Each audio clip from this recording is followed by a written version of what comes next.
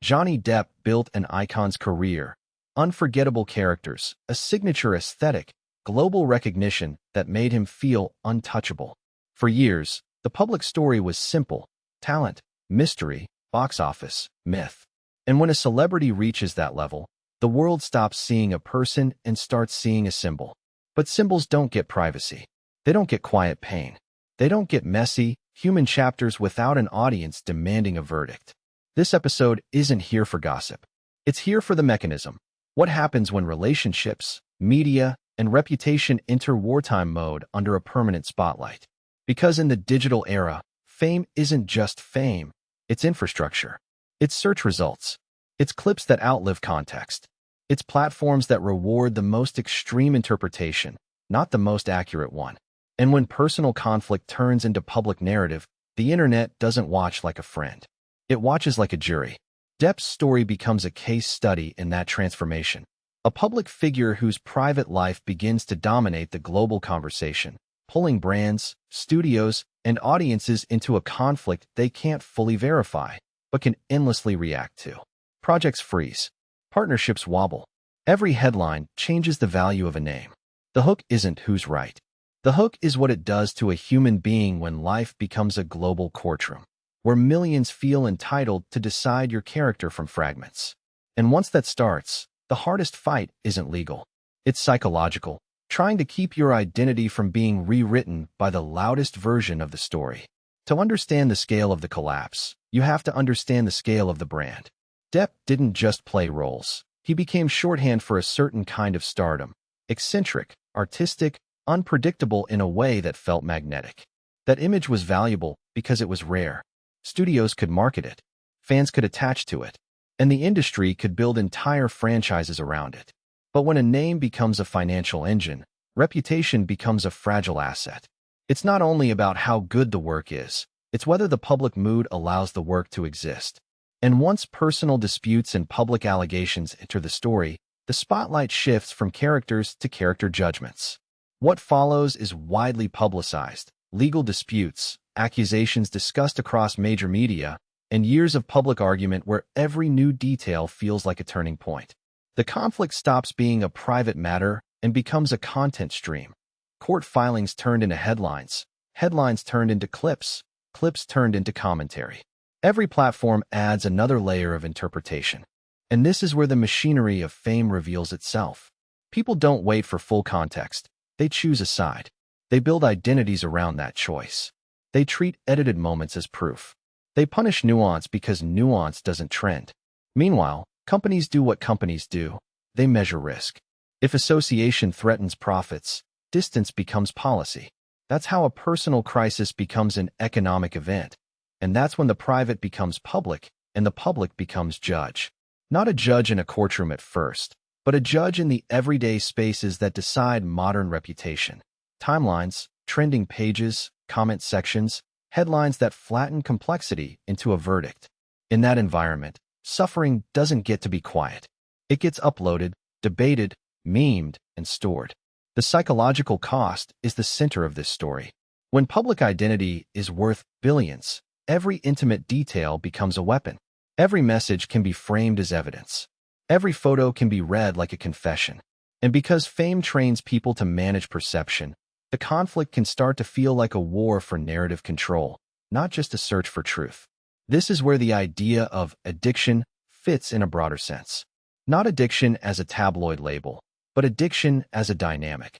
The pull toward validation, the need to win the image battle, the urge to respond, to correct, to dominate the story before the story dominates you. The more the internet reacts, the more it pressures everyone involved to escalate, because escalation keeps attention locked. And attention changes behavior on both sides of the screen. Viewers become invested like sports fans. Commentators become entrepreneurs. Outrage becomes a business model. The human beings at the center become content sources, reduced to moments that can be clipped, replayed, and monetized. Meanwhile, the practical consequences keep landing: distance from brands, uncertainty around projects, and a reputation that becomes a minefield where even silence gets interpreted as strategy. That minefield is what makes comeback so complicated. In older eras, a celebrity could disappear, rebuild privately, and return with a new chapter. In the digital era, disappearance doesn't create silence, it creates speculation. And returning doesn't reset the story, it reactivates it. So the fight becomes survival in a permanent spotlight, trying to reclaim work, dignity, and stability while your life is treated like public property.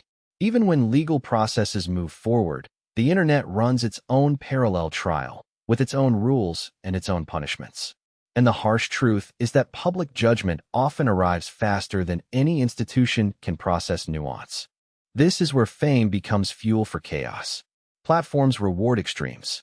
Calm explanations lose to confident accusations.